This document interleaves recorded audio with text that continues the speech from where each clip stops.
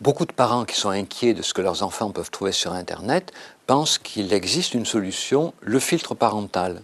D'ailleurs, beaucoup de parents pensent que le filtre parental, c'est la solution, parce que beaucoup d'entreprises qui fabriquent et vendent du filtre parental essayent de convaincre les parents que c'est la solution.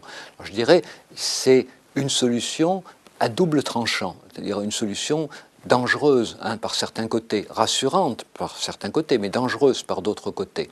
Alors, quel est l'intérêt? L'intérêt, c'est qu'un filtre va diminuer, selon la qualité des filtres, à 40%, à 30%, le nombre d'espaces problématiques que l'enfant peut rencontrer. Mais aucun filtre n'est jamais efficace à 100%, et d'ailleurs aucun filtre ne le sera jamais, parce que l'ingéniosité des gens qui fabriquent des sites litigieux, pornographiques, antisémites, hyper violents, leur imagination et leurs compétences sont considérables. Donc ils arriveront toujours à fabriquer des sites qui échapperont au contrôle par filtre.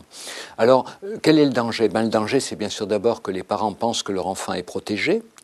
Et puis je dirais, il y a aussi pour les enfants grands qui ont 13, 14 ans, le danger, c'est que des enfants grands cherchent à contourner ces filtres pour trouver finalement les images qui les intéressent, alors que les parents penseront qu'ils en sont protégés. Donc je dirais que filtre ou pas filtre, l'important c'est toujours que les parents soient attentifs à ce qui peut préoccuper leurs enfants, aux images qu'ils peuvent rencontrer. C'est mieux de mettre des filtres, mais il faut toujours faire comme s'il n'y en avait pas. Il faut toujours continuer à considérer Internet comme un espace à haut potentiel de risque. C'est pas pour ça qu'il ne faut pas y aller, parce que se promener dans la rue aussi, il y a un haut potentiel de risque, on peut se faire renverser par une voiture, mais en revanche, c'est pas pour ça qu'on va rester chez soi.